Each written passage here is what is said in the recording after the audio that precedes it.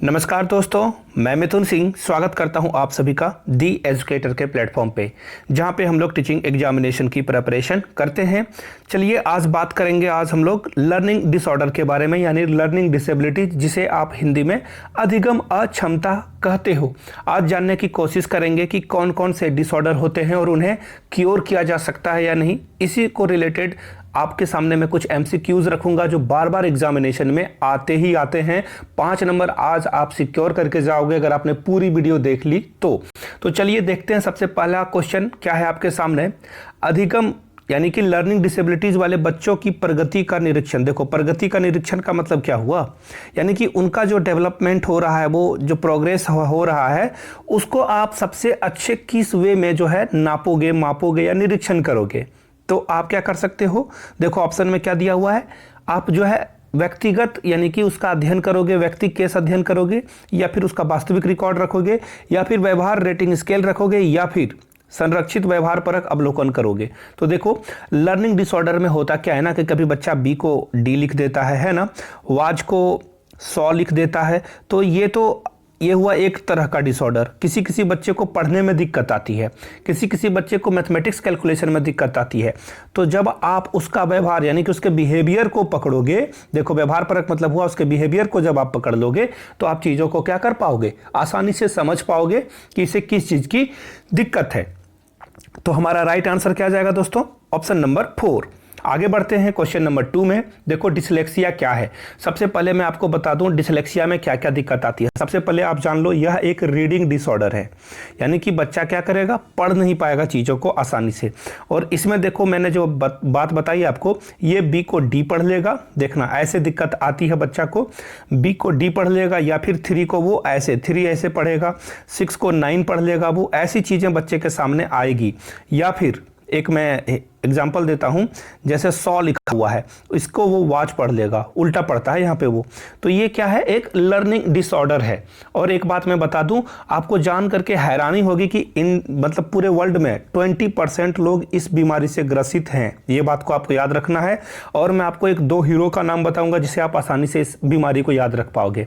अभिषेक बच्चन और ऋतिक रोशन, दोनों को ये डिसऑर्डर है। तो आप समझ सकते हो इन चीज़ों को। तो चलिए अब देखिए यहाँ पे आपको कौन सा ऑप्शन दिख रहा होगा, व और ब में जो है वो अंतर नहीं कर पाएगा, यही इसका राइट आंसर होगा। एक और बात मैं आपको बता दूं, इसे जो है ठीक नहीं किया जा सकता, इसका कोई ट्रीटमेंट नहीं है। आगे चल के हो सकता है कि ये खुद ब खुद जो है डेवलप होकर ठीक हो जाए, बट इसका कोई ट्रीटमेंट यानी कि क्योर यानी कि इसका कोई इलाज नहीं है, इसका कोई ट्रीटमेंट नहीं है। आगे बढ़ते हैं क्वेश्चन नंबर 3 में। और हाँ, अगर आप डिसलेक्सिया, डिस्फ्रेजिया, आप जो है मेरे सीडीपी के नोट्स ले सकते हो, उससे आप जान पाओगे इन सारी चीज़ों को। सीडीपी के नोट्स लेने के लिए मैं वीडियो के अंत में पूरी तरह से आपके सामने बात को रखूंगा।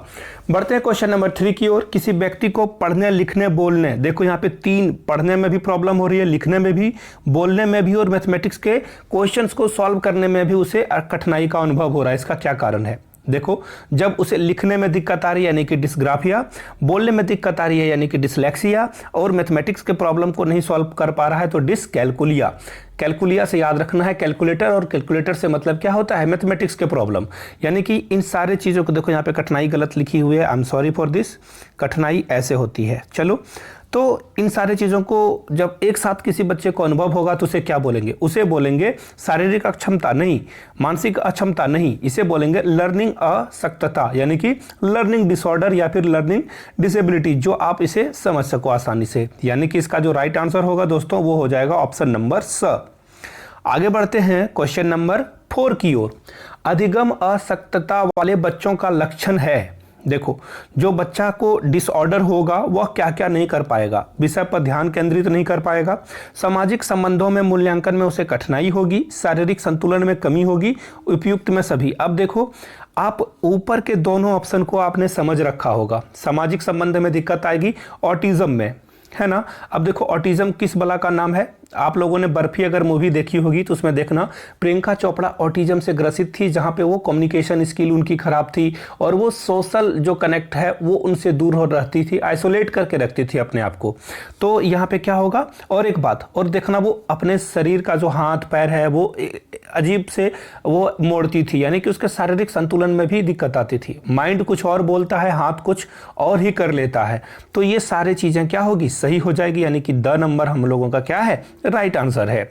बढ़ते हैं क्वेश्चन नंबर 5 की ओर। देखो आपको मैं सिंपल बात में बता दूं क्वेश्चन क्या पूछ रहा है आपको।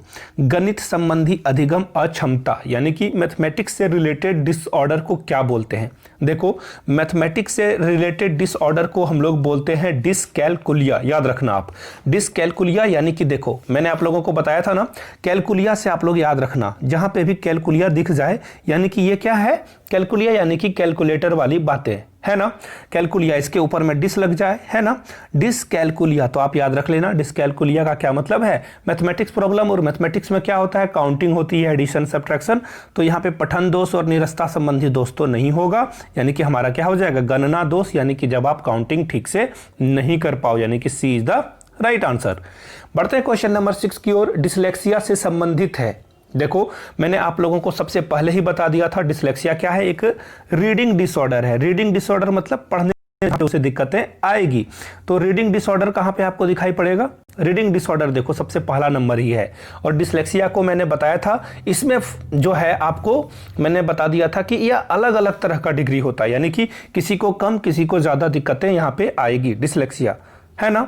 सॉरी लिखने में नहीं, ये पढ़ने में होगी। डिसलेक्सिया का क्या होगा, पढ़ने में। रीडिंग डिसऑर्डर है ये, यानी कि पढ़ने में दिक्कतें आएगी। आगे बढ़ते हैं और देखो अगला जो क्वेश्चन है आप लोगों के सामने ये रहा, अधिगम असक्त यानी कि लर्निंग डिसेबिलिटीज वाले को क्या कहते हैं। इस बच्चे का मानसिक विकास मंद होता है, इनकी बुद्धि लब्धि जो है वो कम होती है, यानी कि IQ कम होता है, या फिर एक समान दिखाई देने वाले अक्षरों और वर्णों में इन्हें भ्रम होता है ये, या फिर ये बच्चे जो है साइड जो शब्द हैं उसको आसानी से पहचान या समझ लेते हैं। देखो लर्निंग डिसेबिलिटीज में मैंने कहा ना कि जो बच्चे जो है बी और डी के बीच डिफरेंशिएट नहीं कर पाते हैं, ब और ब के बीच में डिफरेंशिएट नहीं कर पाते हैं, ये सब दिक्कतें आती है। यानी कि जब बच्चे को एक समान यानी कि एक जैसे दिखाई देने वाले लेटर्स और उसे जो है वर्ड में प्रॉब्लम होगी। तो हमारा राइट आंसर क्या होगा दोस्तों, ऑप्शन नंबर 3।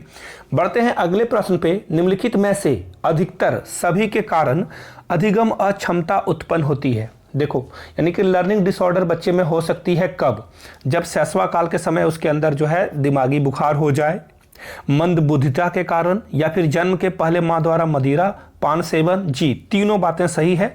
शिक्षक की शिक्षण शैली यानी कि शिक्षक के पढ़ाने के तरीके से ये डिसऑर्डर हो सकता है। तो देखो यही हमारा राइट आंसर है। एक बात आप खास ख्याल रखना, सीटेट में बच्चे को कभी भी आपको जो है बुरा भला नहीं कहना है ना। बच्चा हमेशा अच्छा होता है। बुरा कौन हो सकता है, टीचर बुरा हो सकता है, स्कूल बुरा हो सकता है, हमारी जो संस्थाएं हैं वो बुरा हो सकती है, लेकिन बच्चा हमेशा क्या रहेगा, लल्लन टॉप रहेगा। वो क्या रहेगा, लल्लन टॉप रहेगा, आप ही बुरे हो। लेकिन यहाँ पे पहली बार आंसर ऐसा आया है जहाँ पे टीचर को दोष नहीं दिया जा सकता है, क्योंकि अब किसी को बुखार हो जाए तो टीचर की इसमें क्या गलती है, समझ पा रहे हो ना। तो एक्चुअली ये बुखार वाली बात नहीं है, ये है लर्निंग डिसऑर्डर के बारे में। बढ़ते हैं क्वेश्चन नंबर 9 की ओर। एक बच्चे की कॉपी में यानी कि नोटबुक में लिखने में विपरीत छवियां, दर्पण छवि जैसी गलतियां मिलती है। इस प्रकार का बच्चा कौन सा लक्षण बताता है। यानी कि उसको वही बात है कि बी को डी लिखने में दिक्कत हो, समझने में दिक्कत हो रही है, वाज को जो है वो 100 पढ़ रहा है या फिर लिख रहा है। तो ऐसी दिक्कतें आपको कहाँ पे मिलेगी, उसे बोलते हैं लर्निंग डिसऑर्डर। उसे क्या बोलते हैं, लर्निंग डिसऑर्डर। अभी तक आप लोगों ने तो यही तो जाना था, यानी कि 9 का क्या हो जाएगा, ए नंबर। आगे बढ़ते हैं। निम्नलिखित में से कौन सा विकासात्मक विकार का उदाहरण नहीं है, यानी कि जो डेवलपमेंटल डिसऑर्डर नहीं है। तो देखो ऑटिज्म बचपन से होता है ना। सेरेब्रल पैल्सी ये बचपन से होता है। पोस्ट ट्रॉमेटिक स्ट्रेस ये जो है दोस्तों मैं आपको इसके बारे में बताऊंगा। पहले एक और ऑप्शन देख लेते हैं, ADHD ये भी आपको जो है यहाँ पे दिखाई नहीं पड़ेगा। ये सब क्या है, डेवलपमेंटल विकार के एग्जाम्पल्स हैं, यानी कि लर्निंग डिसऑर्डर है। लेकिन पोस्ट ट्रॉमेटिक स्ट्रेस क्या होता है? जब बच्चा को कोई एक्सीडेंट हो जाए, समझ पा रहे हो ना? अगर बच्चे का एक्सीडेंट हो जाएगा तो वो जो है उस हादसे को भूल नहीं पा रहा है, उसे बोलते हैं पोस्ट ट्रॉमेटिक स्ट्रेस। अब मैं हिंदी वाले बात को नहीं बोलूंगा, हिंदी का चलो एक बार बोल देता हूं। पर अभिघात तनाव है ना, यानी कि टेंशन होने, मतलब वो एक्सीडेंट उसके दिमाग में छप सी गई है, तो ये आपको जो है टेंशन उसे बार बार दिखाई पड़ेगा। बढ़ते हैं क्वेश्चन नंबर 11 की ओर। लैंग्वेज कॉम्प्रीहेंशंस, यानी कि भाषा अवबोधन का जो विकार है यानी डिसऑर्डर है, वो कैसा डिसऑर्डर है आपको बताना है। तो देखो ये जो डिसऑर्डर है दोस्तों 11 का, ये जाएगा अफेजिया। अफेजिया में जो है आपको दिखाई पड़ेगा ये सारी दिक्कतें, यानी कि भाषा अवबोधन का आपको टेंशन यहीं पे मिलेगा, यानी ऑप्शन नंबर 4 इसका करेक्ट होगा। बढ़ते हैं अगले डिसऑर्डर की ओर, अगले क्वेश्चन की ओर। निम्नलिखित परीक्षणों में, यानी कि कौन सा टेस्ट करके बच्चे में जो है मैथमेटिक्स की प्रॉब्लम है, आप उसका सटीक मूल्यांकन कर पाओगे। देखो मैं आपको बता दूं, मैंने आप लोगों को हमेशा बताया था कि मैथमेटिक्स में जो डिसऑर्डर है उस किसके कारण होता है? मैथमेटिक्स में डिसऑर्डर होता है डिसकैलकुलिया के कारण, डिसकैलकुलिया के कारण। और डिसकैलकुलिया हो गया है तो उसे कैसे आप जो है पकड़ पाओगे? किस टेस्ट को आप जो है करोगे जिससे आपको पता चल पाए कि डिसकैलकुलिया है? तो ऐसे टेस्ट करने के लिए आपको क्या करना होगा? नैदांतिक परीक्षण, जिसको हम लोग बोलते हैं इंग्लिश में डायग्नोस्टिक टेस्ट, है ना? डायग्नोस्टिक टेस्ट, ये आपका राइट ये आंसर होगा। डायग्नोस्टिक टेस्ट करके आप जो है पता कर पाओगे, यानी कि हमारा राइट आंसर क्या होगा? Option number B. आगे बढ़ते हैं क्वेश्चन नंबर 13 की ओर। लर्निंग डिसेबिलिटीज, यानी कि अधिगम अक्षमता निर्योगिता जो भी है, यह कैसा डिसऑर्डर है, कैसा फंक्शन है? यानी कि देखो लर्निंग डिसऑर्डर क्या होता है ना दोस्तों, वो बाद में जाके ठीक हो सकती है। यह क्या है? स्टेबल नहीं है। ये क्या है? स्टेबल नहीं है, ये बाद में ठीक भी हो सकती है। यानी कि पहला ऑप्शन हमारा क्या हुआ? कट गया। यानी कि लर्निंग डिसऑर्डर क्या है? वह एक चर अवस्था है। अब चर अवस्था को क्या बोलते हैं? वेरिएबल, यानी कि वो क्या वेरी करता हो, बदलता हो, है ना? बदल जाए जो चीज उसे ही बोलते हैं हम लोग लर्निंग डिसऑर्डर, यानी कि वो चीजें ठीक भी हो सकती है आगे चल के, यानी कि ऑप्शन नंबर 2 क्या होगा इसका? करेक्ट होगा। अब बढ़ते हैं क्वेश्चन नंबर 14 की ओर। गतिक कौशलों, यानी कि मोटर स्किल, याद रखना आप, मोटर स्किल्स, है ना? अब मोटर स्किल्स यानी कि क्या होता है? सबसे पहले इसे थोड़ा सा समझ लेंगे हम लोग मोटर स्किल के बारे में, बिल्कुल आसान भाषा में। देखो मोटर स्किल में होता क्या है ना एक्चुअली में, कि जब आपका ब्रेन जो है बोले अपने शरीर को कि आप ये कर लो, ये वो कर लो, है ना? तो ये जो दिक्कतें आपको देखने को मिलेगी मोटर स्किल में, वो ब्रेन जो है हमारे हैंड को या फिर किसी चीज को क्या करेगा? ऑर्डर देगा कि ये काम करो। तो ये है हमारा गतिक कौशल, समझ पा रहे हो? अब देखो अगर हमारा ब्रेन ऑर्डर दे और हमारा हाथ या फिर हमारा पैर वो काम ना करे तो इसे क्या बोलते हैं? तो इसे हम लोग बोलेंगे डिस्फ्रेजिया, याद रखना आप, इसे बोलेंगे डिस्फ्रेजिया, यानी कि 14 का ए हमारा क्या होगा? करेक्ट होगा। जिन किसी बच्चे को सीडीपी का नोट्स चाहिए, ये रहा मेरा फोन पे का नंबर और ये व्हाट्सएप नंबर भी है। आप इस नंबर पे 50 रुपए का एक ट्रांजैक्शन कर दो and then take a screenshot लेके आप इस नंबर पे मुझे व्हाट्सएप कर सकते हो, या फिर आप मुझे ईमेल कर सकते हो योर मिथुन सिंह पे। योर मिथुन सिंह मैं पूरा नहीं लिखूंगा, जगह कम है, मिथुन सिंह बिना किसी स्पेस के @gmail.com पे, तो आपको जो है नोट्स प्रोवाइड करा दी जाएगी। वीडियो पसंद आए तो प्लीज़ लाइक शेयर और सब्सक्राइब तो कर ही दीजिएगा। दोस्तों तक इसे प्लीज़ शेयर करें जो सीटेट आपके साथ दे रहे हैं। थैंक यू सो मच आपके इस कीमती वक्त के लिए। इसी तरह आगे बढ़ते रहें, पढ़ते रहें और सीटेट क्रैक करें। Thank you so much.